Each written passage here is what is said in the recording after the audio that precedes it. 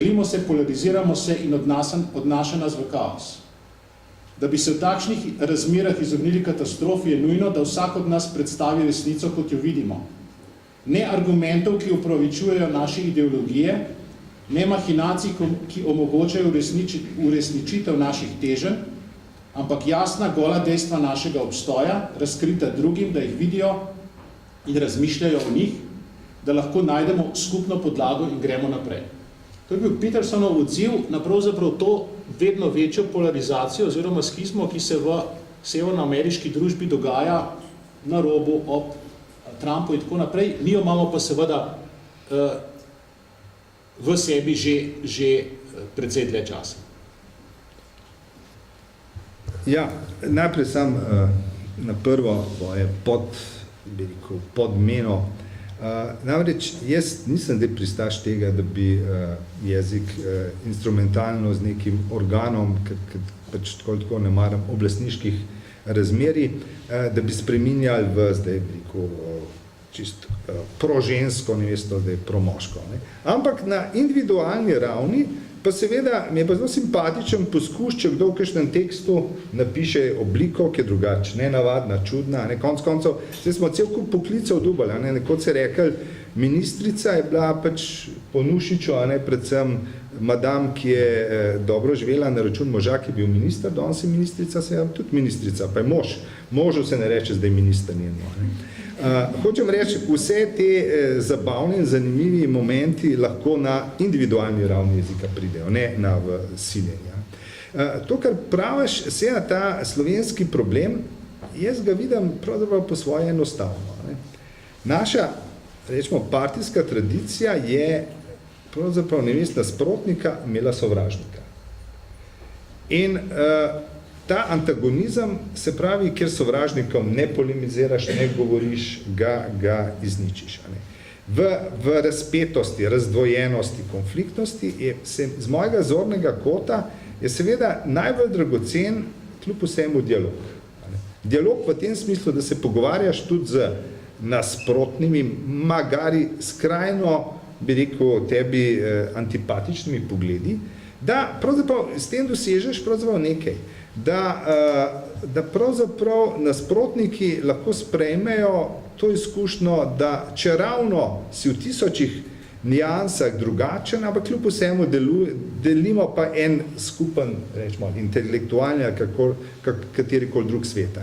To, da delimo recimo ta teritorij, medije, karkoli, različni ljudje med seboj, se mi zdi pomembno in da to je tisto, kar pravzaprav onemogoča hujše schizme, ki pelejo v Pol Pota. Pol Pot je, bi rekel, skrajno utelešenje tega, da pravzaprav drugi nima pravice do obstoja, kot drugi, samo kot molčeč ali pa zanikajoč. Skratka, in to Peterson počne, Peterson posluša vse te, ki vzklikajo zoper njega in reagira pravzaprav na njih. Pravzaprav ne molče, ne ignorantsko, ampak stališča pač razuma, argumentacije oponira.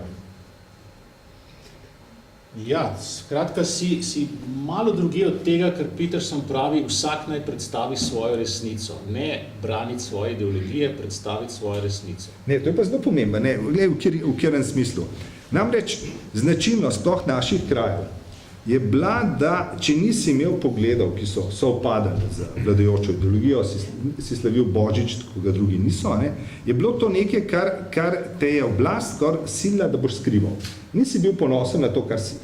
In jaz bi rekel celo nasprotno, da z pojavom, rečemo, gejevstva ali lezbištva, če vzameš to, da imamo pravico, da smo kakršnikoli, imaš potem tudi kot maksimalni konzervativc, klerikal, če tako rečem, pravico, da na isti način izražaš to, kar si. Skratka, in da se ne zatajiš, da te ni sram povedati svojih idej, kakršnekoli imaš, in kakor sem videl na enem od njegovih predavanj, eno vprašanje nekoga izmed publike, fanta iz nekega podeželja, ki je prišel tako prav za olajšanjem, prav, zdaj sem pa pravzaprav razumel, kako jaz lahko branim in govorim to, kar sem.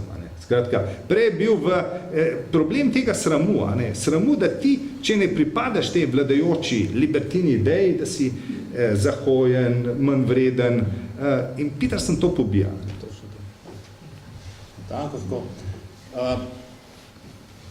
Kot istočnico za pravzaprav zadnje vprašanje za Luko, od teh, bom rekel, težkih državnih narodnih tem, najprej še en citat, tako da tudi tisti, ki niste knjige brali, dobite en vtis.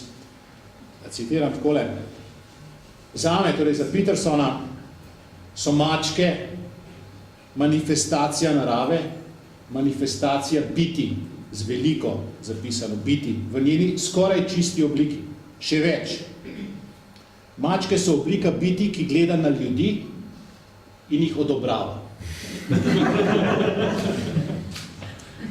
In ne vem zakaj, nekaj mi je bilo v tem citatu že v angleškem originalu všeč. In ne vem, a zato, ki je ta biti z veliko napisana. Ne? Ta bit se v tej knjigi skozi pojavlja z veliko in moram reči tako, se mi zdi ena bližnica do tega, da vse skupaj malo bolj ključno izpade. Ampak po drugi strani je pa v tej navidez banalni izjavi nekaj, kar pa čutiš na tistem osnovnem nivoju povedano nekaj pomembnega. In se mi zdi, da se veže na tisto, kako je Peterson in njegova argumentacija pravzaprav vezana na presežno, na Boga. In ko sem jaz to knjigo bral, se mi zdi, da on uspe vso svojo argumentacijo zložiti skupaj, ne da bi mu bilo treba reči, jaz pa verujem. Luka, ti si ga pa to vprašal, ne? Oziroma nekaj podobnega si ga vprašal. Ne, tako nesraven nisem bil. Nekaj se spomnim nekega intervjuja, ki ga je imela Agata Tomašič z Adamom Mihnikom v Pogledih takrat še. Mislim, da ga vprašal prav direktno, vi verujete Boga ali nekaj takega. No, potem tako je pogledal, mislim, ne vem, če je pogledal, tako je iz intervjuja je potem bil nekaj odgovor, to pa je tako balkansko vprašanje. In pač malo nesravno se mu zdelo. In torej, jaz nisem vprašal tega, ampak jaz, ko sem že poslušal te njegove nastope na YouTubeu, njegovo predavanje, nekih jih dal na splet. Tako sem poslušal in se mi je zdelo, dobro, še preden, ko je bila izdana ta knjiga, tudi preden je on napovedal, da bo napisal to knjigo. Ne? In vse te, kako bi rekel, te teme, ki jih tukaj recimo razdela, to pač stoji pokončno, pa pospravi svojo sobo, da bi so začetek pri individualnem in potem iz individualnega ven. Ne? In ta nastop ne govori vedno tako, da govori vedno resnico in se ne ozira za posledice. Ne?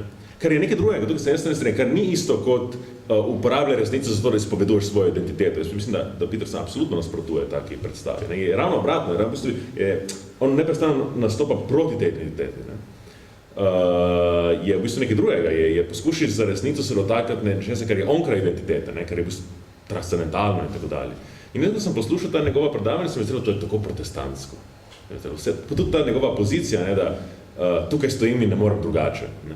Celo ta njegova, rekel, pomanjkanje humorja, ne, ta njegova resnost, ki je zelo nenavadna v Severni Ameriki, ker moraš vedno najprej, ko nastopiš neko šalo vrž ven. In vse to se mi je zdelo tako zelo protestantsko, na pozitiven način, nujno negativno. Jaz se pač rad malo naročujem iz protestantstva, ampak sem mislil čisto pozitivno. In sem ga potem to vprašal in je on se na tak lep način izognil temu odgovoru na to vprašanje, je pa v tem, bi rekel, tem, ko se je izognil, lepo razložil, kak odnos ima on do religije, zakaj se mu zdi religija pomembna in pač katere so tudi, bi rekel, filozofske podlage, na kateri razmišlja o religiji, kako je on prišel do Junga in kje misli, da je vloga tudi religije v nekem znanstvenem svetovnem nazoru. Je pa zanimivo, da ko so to knjigo recenzirali v ZDA, ki je v vseh pogledih dosti bolj religiozna družba kot Kanada, recenzije, predvsem v katoliških časopisih, ki jih jaz spremljam bolj pozorno, niso bile tako pozitivne. In so mnogi ugotavljali, jaz sem rekel, zdaj mu bodo očitali gnosticizem in pelagijanstvo. In točno to ne v tej, bi rekel, naši lepe katoliške navadi, da vedno znamo na vsakega prilepiti pravo ime, prave herezije. Točno to so mu mnogi očitali. Ne? In tudi jaz sem ugotavljal, da v tej njegovi knjigi pomanjka pojma ljubezni, on sploh ne uporablja. Recimo, pojma ljubezni in pojma milosti. Pa recimo, če beremo te naše, bi rekel, katoliške mislice, ne, od Komarja dalje, pa Piperja, pa vse tej, ali eksplicitno na neki točki, ali pa implicitno to, kar vse prežema, je vendarle ideja obšestva, ne, communion, ne, ki pa nekako manjka pri Petersonu. Peterson je vse zelo individualistično, zato sem jaz pač takrat spostavil, sem ga poskušal malo podregati, da je mogoče neka kulturna podlaga tega njegovega individualizma, ki je prepoznavna, ki je protestantska in mogoče so specifično ameriška protestantska, ampak ki je nam, se mi zdi, ki izhajamo z nekega drugega kulturnega prostora, na neki točki je tudi tuja. Kar pa ni nujno napačno, ker mislim, da ravno v naši kulturi primanjkuje tega nekega zdravega individualizma, ki mislim, da se prav v Petersonu in v tej njegovi knjigi kaže v eni najboljših oblik. Ne? Ravno zato, ker ni individualizm v smislu, jaz sem celo vesoljen, jaz imam neko identiteto in potem pač artikuliramo svojo identiteto, je nek individualizem, ki hoče biti predvsem etični, ne? Ki hoče ravnati prav, ki ima, bi rekel, in ki hoče priti do resnice, ne? Se pravi, in gre pri tem, bi rekel, onkraj identitet in in zato mislim, da je nekaj zelo dragocenega za naš prostor, no? Ker pač je neka pozicija, ki tudi nam primakuje, se mi zdi. Kakšna replika vmes? Sicer odpiramo prostor publiki. Ja,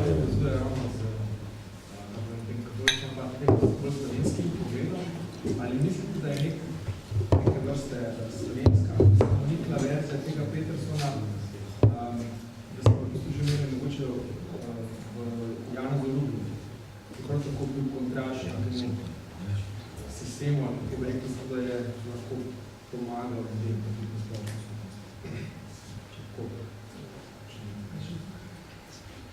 To je vprašanje, je paralela Janez Rugel, Jordan Peterson. Jaz jo seveda vidim v tem, kako je nonšalantno oponiral vladajoči takrat medicini z svojim pristopom, ki so ga vsi ocenjevali kot šarlatanskega in neprimernega, in on ga je racionalno utemeljeval in z svojim zgledi, svojo praktiko s pacienti pač formiral eno pot, ki je celo njega preživela. Ne. V tem smislu, da se ni, in seveda tudi jasno, pri njem, pri Ruglu je šlo za vprašanje, da narediš neko dejanje. Ne. Skratka, in v tem sta si tudi podobna s Petersonom, ne, namreč Peterson gleda na nek način podobno kot Frankl, da v življenju rabiš smisel. In da pa rabiš smisel, moraš pa ne živeti za ta trenutek, ki boš kaj zaslužil, kakšno korist dobil, ampak jeti na neko pot nekih idej nečesa, ne, nekega vrednostnega sistema. Ne. In to je definitivno Rugel v svoji praksi upošteval. Namreč pri njem alkoholik ni bil nekdo, ki bi se pač losal alkohola, ampak je nekdo, ki je začel novo bivanje. Začel se gibati, šport, hribi, pisati, brati. Pospravo sobo. Pospravo sobo, ja. Hvala. Nobene roke ne vidim, ampak bi na tej točki še ostala dva vprašal. A vidita, namreč jaz sem to pogrešal. Jaz v knjigi, pa v Petersovih predavanjih sicer nisem našel, v čem bi mi on pomagal najti smisel. Ja, fajn je, tole bo vse v redu, takole je prav biti. Zakaj? Zakaj pa pravzaprav? Zato, ker je tako prav? Ne vem, sprašujem. Ja, mogoče to velja nasploh za ta žanr specifičen, ko pač Peterson piše o njem. Bolj je mogoče ven pomemben ne tukaj sam cilj, ki ga zastavijo take knjige, ampak pač sredstva, ki jih ponujajo za ta cilj, pač kakršenkoli že je ta cilj. Ne? In ta sredstva pa v prvi vrsti pa zadevajo disciplino, ne? Samo disciplino, neko specifično razmerje, do samega sebe. Tudi stojki ne rečejo nujno, moraš iti delati to pa to, ampak pojem, moraš zavzeti tak pa tak odnos do samega sebe, do sveta okoli sebe in potem bojo manj cilji sami, sami po sebi se realizirajo, ali pa mogoče celo postanejo irelevantni. Ne. Zdaj pa v tem aspektu, če lahko mogoče preskočim temo, se mi zdi tudi zanimiv Peterson, zato ker odstopa še v enem pogledu od siceršnje humanistike danes, in sicer v tem, da vse svoje normativne preskripcije, ki jih pač navaja v tekstih in predavanjih, vedno naslavlja na individuuma. To je tako zanimivo izkustvo, recimo, če danes študent humanistike bere posebej popularne francoske avtorje, ne, te mislice, ko jih Roger Scruton kritizira v tej dobri knjigi Fool's Frauds and Firebrands. Ki je prevedena. Par mesecev na družini. Ja, zelo priporočam knjigo. Za vse te francoske mislice, posebej Deleuza, Foucaulta, Badiouja, je značilno to, da vsaka njihova vrstica je tako polna nekega normativnega pomena. Moramo to narediti, treba je to napraviti. Vsa ta normativnost, pa vse te preskripcije pa niso nikdar namenjene individuumu. In lahko bralec prebere vse te knjige, hkrati pa še nima nobene vednosti o tem, kako se to nanaša na njegovo življenje, v smislu, recimo, samodiscipline. Ne? Kak konkreten napotek glede drž, ko jih naj zavzame do samega sebe, implicirajo te tekste. Ne? In potem edina taka normativna preskripcija, pa edina konsekvenca, ki sledi iz tega, je to, da tudi sam postane pridigar istega. To je edina konsekvenca, ki jo dosežejo te knjige. Ne, da spremeni svoje življenje, ampak da na nek način širi ta nauk naprej kot nek virus. Ne. Peterson pa vseeno ima tega dokončnega naslovnika, ki je individuuma. Ne. In v tem pogledu se mi zdi pač 12 Rules, da so hkrati tudi izpadajo vedno naivna v siceršnjem akademskem okolju. Točno zato, ker se naslavljajo na individuuma. In to danes je nekaj absolutno redkega. Ne. Če pa gremo spet nazaj po zgodovini, če se vrnemo k stoikom, vidimo, da to je pač nek klasičen princip pisanja. Ne. Kaj pa osebnostno, kot je Jordan Peterson naredil? To je vprašanje za me. Ne, jaz sem se sam 1 uro pa 15 pogovarjal z njim. Ampak kar mi je bilo, najprej pač dam, zmedena sva bila za pol ure 45 minut, pa govor 1 uro 15. Ampak kar je bilo najprej zanimivo, jaz sem imel nikoli takega sogovornika. Vedno pač, ko imaš ti intervju, potem delaš transkripcijo. Ne? In v tej transkripciji to ni isto. Transkripcija pač prva je, lahko čisto bi rekel dobesedna. Tekst, ki pride, pa ni točno to, kar pove človek, zato ker je polno mašil, zastranjevanj, ki se potem ne vrnejo nazaj in pač to ne more biti tekst in moraš iz tega narediti tekst. To je pa tekst, ki smo ga, tako kot je bila transkripcija, tako je objavljen. Sam prevod je, nič ni šlo ven, nič ni šlo noter in je neverjetna ta njegova disciplina, da se on v seriji začne govoriti, vidiš ga, kako misli med tem, ko govori in potem, ko vidiš ta tekst, ni več kaj dodati, ni več kaj odstraniti, je neverjetna ta disciplina njegovega javnega nastopanja in ta artikuliranost, ki je res neverjetna. To me mene šokira. Jaz bi samo dodal k temu tvojemu vprašanju, Žiga, o smislu knjigi. Ne? Mogoče v knjigi ni tako izpostavljeno, jaz sem dal skozi mogoče 20-25% njegovih predavanj o svetem pismu, 40 jih ima, ne? Res si skača pogledati. Ne? In meni 14. Ne, 40. Ja. 40 po uro in 10 minut, ne? Kjer določene biblične mite razlaga za potankosti. Ne? In zdaj tam, pri njem, meni se v določenem drugem, moče boš Luka tukaj, se strinjam ali pa ne, ampak meni se v določenem drugem, moče, ker hočem tako videti, ne, zdi nekako zelo tomistično komarjevski, v smislu, da izhaja iz logosa, ne, ta njegov, ki je seveda red, ne, in je seveda usklajeno z resničnostjo stvari, ne. In iz te resničnosti, priznava to predpostavko dejanske resničnosti v stvarih, v kateri išče smisel. In to ni malo, ne? Posebno, ko dejansko priznaš, da logos, ne, smisel, red obstaja. In v njem iščeš smislu. In to dejansko dobro, zdaj nimam časa, da bi vam povedal na kakšne vse načine, ampak v teh predavanjih, predvsem gre za biblična predavanja, tam seveda on vse psihološkega vidika razlaga, tukaj ni religioznega pogleda na stvar, ampak je pa vsekakor psihološki pogled na neko skrivnost in tam bi jaz končal, ne? Razum in skrivnost. On je odprt za skrivnost, jaz ga doživljam kot takega, ne? In za mene je to dovolj. Dobro, tamle je ena roka. Ja, mene pa zanima mogoče primerjava recimo v Sloveniji, ne, ki so recimo Romano Vodenom, ne, piše podobno, recimo, neko podobno smo, ne. Kaj vi mislite? Izvolite. Zdaj boste bogo gledati. Že drugi omenjamo. Velika sličnost je s tem, kar se jaz zauzemam kot Peterson, ko bi sam sebe poslušal. S tem, da imam jaz psihoanalitična razmišljanja in ploskam, vsi končno prevedla tale knjiga. Ste vi ta gospod slovenski Peterson, bo mogoče bolj originalni.